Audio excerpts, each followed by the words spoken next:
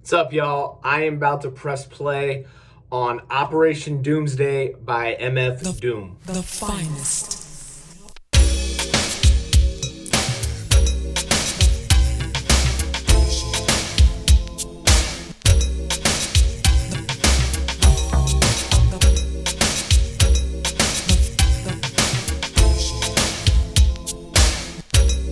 The finest.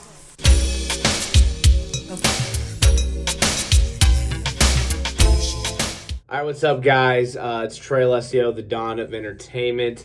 Trying something new this year just because there hasn't really been a big music drop yet in 2021. And I feel like I've been on this old school hip hop kick. Really, it started when I heard the announcement that MF Doom passed away. Now, it's crazy because he's so mysterious, and the mystique that kind of surrounds him kind of pulled me in a little bit. I really didn't know anything about MF Doom, I'll be honest. So I'm going to start off by reading this announcement, and we'll get right into it here. All right, so he on December 31st, so New Year's Eve, MF Doom, I'm assuming this is his wife or family, begin all things by giving to the all. To DeMille, who is MF Doom, the greatest husband, father, teacher, student, business partner, lover, and friend I could ever ask for. Thank you for all the things that you have shown, taught, and given to me, our children, and our family. Thank you for teaching me how to forgive beings and give another chance, not to be so quick to judge and write off. Thank you for showing how not to be afraid to love and be the best person I could ever be. My world will never be the same without you. Words will never express what you and his son mean to I. Love both. I love both you. I love both and adore you always. May the all continue to bless you, our family, and the planet. All my love, Jasmine. Transitioned October 31st, 2020.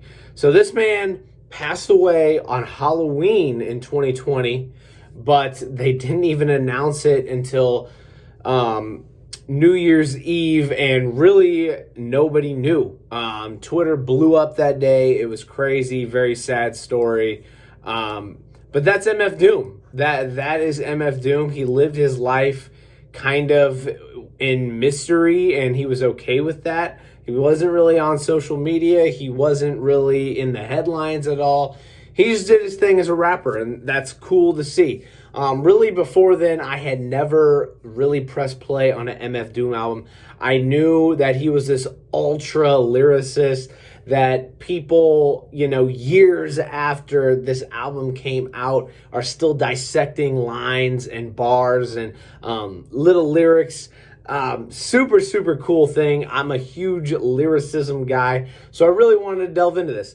And really, like I said, because there hasn't been a huge rap album to be dropped in 2021, I've been on this old school hip hop kick. So I decided to start this video series. We're going to call it A Listen Later.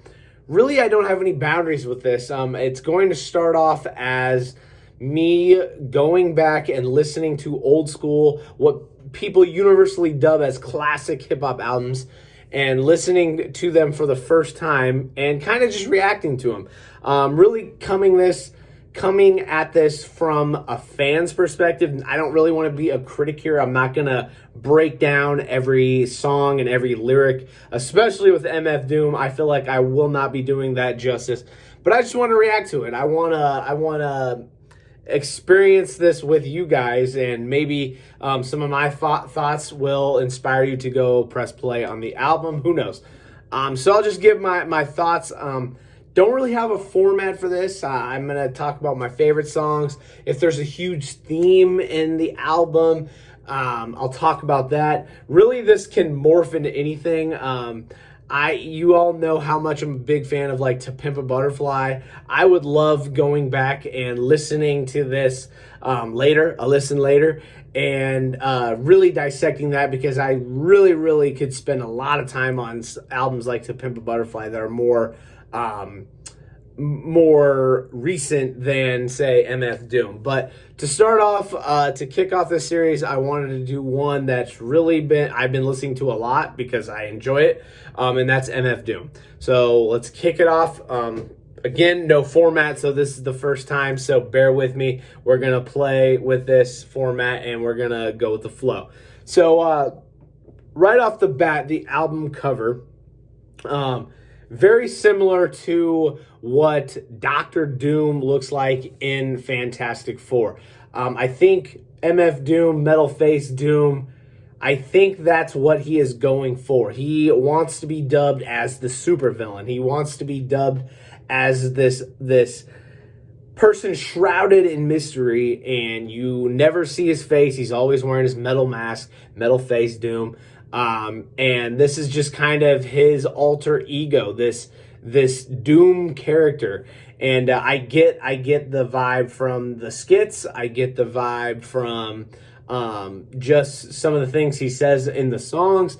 I get the vibe from the album cover. So right off the bat, I get the super villain vibe. Really, altogether, it's just smooth beats and just this 90s lyricism feel. You know, I was, as I was listening to this album, I was reading the lyrics in Genius, and they labeled it as abstract rap, which I think is very fitting because the words don't really hit you. They don't. You really have to pay attention and dissect it and really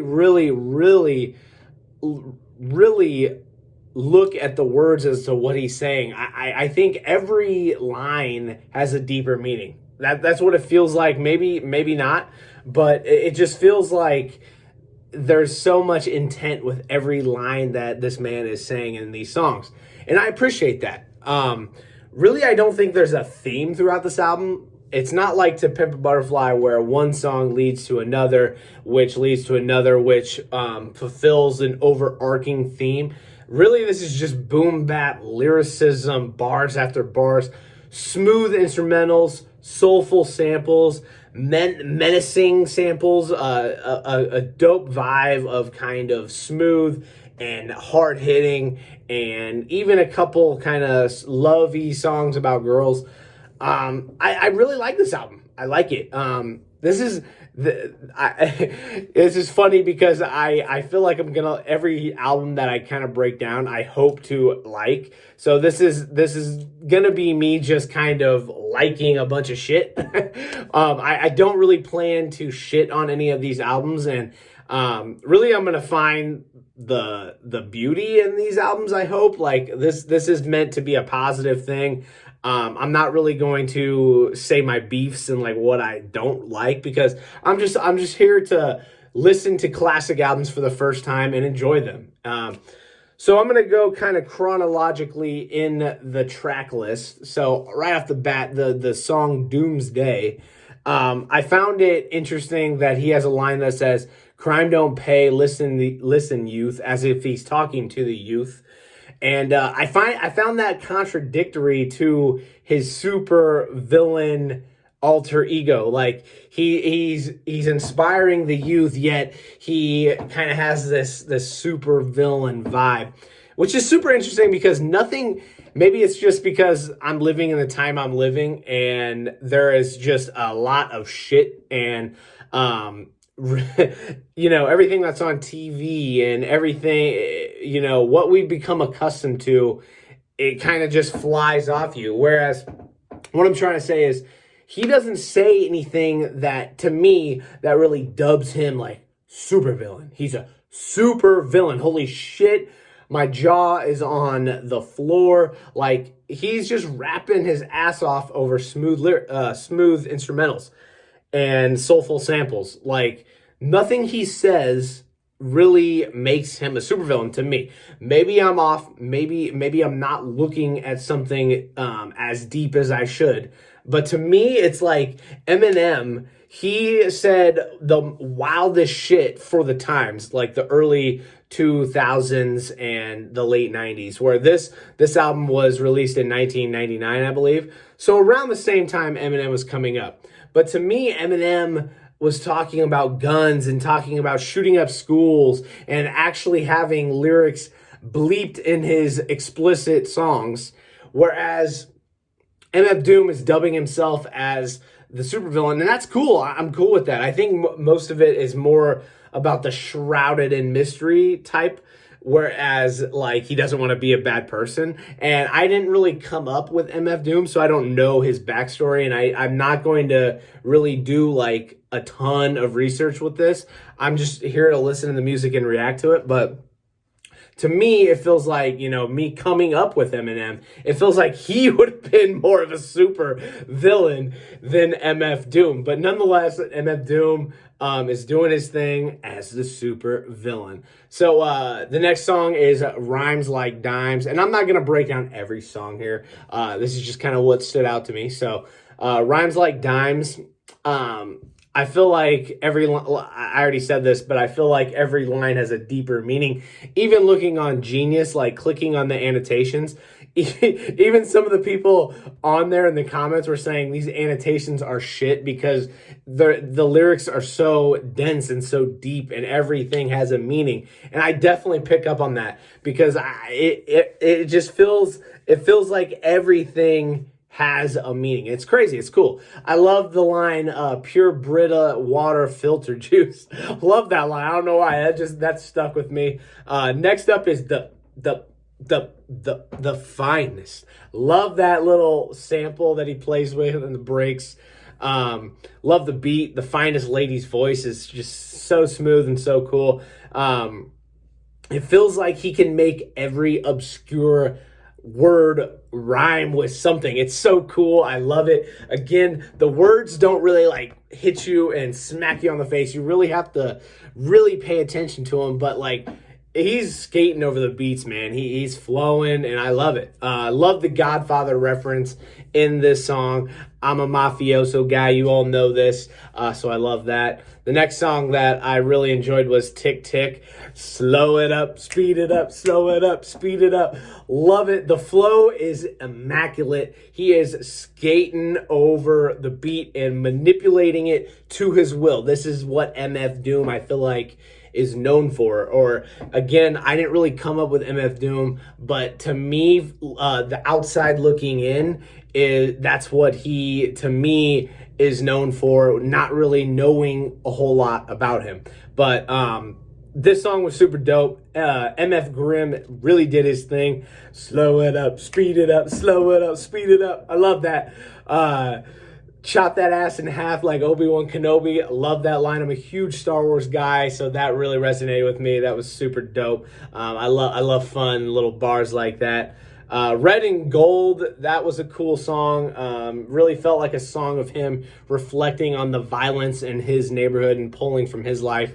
According to Genius.com, according to the filmmaker and director of many of Doom's old music videos, this song is apparently a true story about a grim tale in the villain's life.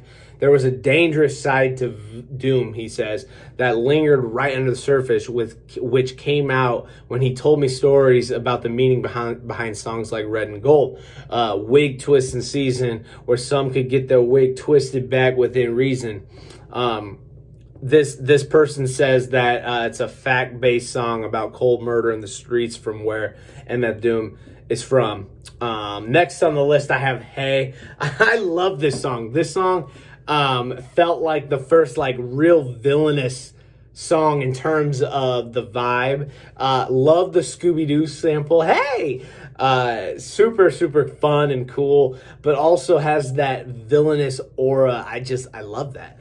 So cool. Operation Greenback's all about getting that money. This screams boom bap rap to me. Screams boom bap. Just those iconic beats and lyricism to go with it. I keep saying lyricism, but that is really the core of what MF Doom is. I love it. My favorite song is Gas Draws. So love the sample and the beat in general. My favorite song on the album, with more rhymes in use than Dr. Seuss or motherfucking Mother Goose. Love that line. He actually name drops Fantastic Four, which I found interesting because what I said with the references with this whole aura and Doctor Doom and just the skits. Very cool. Questions, the question mark track. That's no mystery that Hardy Boys do with Nancy Drew. Dope line. Every day feels like an off day with Ferris Bueller. Another dope line. Apparently the song is a tribute to his brother. Yeah, so those are my notes. Those are my first initial reactions. Again, there's no real theme on this album, no cohesive theme. It just feels like it's MF Doom solidifying himself as the super villain and showing off his lyricism skills and flow. My favorite songs are, again, Gas Draws, Tick Tick, and The Finest. This was a fun album. It was dope. It propelled me to really get into kind of this old school hip hop kick in 2021 that I'm excited about. I downloaded DMX, Lauryn Hill, The Roots, more and more and more, Mobb Deep. Just so I'm looking forward to kind of listening to these for the first time and breaking them down for you guys and giving you what I think while we wait for the new music in 2021. While we'll enjoy that, we will also go back to the classics. I'm always here for that. So all the old school hip hop heads stand up with this one. I am Trey Alessio, the Dawn of Entertainment. This has been a listen later. Hope you guys liked it. If you did like it, let me know what album I should break down next. I have a few in my mind, but I will obviously listen to your guys' recommendations and we'll go with the flow because this is a ever-changing, morphing video series. Like I said, I am down to do newer albums, older albums. Really, it's going to start with like what I find to be universally classic rap albums, but I'm all for breaking down like To Pimp a Butterfly, Damn, My Beautiful Dark Twisted Fantasy, things like that. So it's going to be fun. Eminem albums, Biggie albums, Tupac albums. We're going to have fun with this series. I hope you enjoyed kind of my initial reactions to some Metal Face Doom. And who knows where this series will go, but I hope you guys enjoyed it. This is a listen later on Are You Entertained? And as always, I'll be back for more. Peace.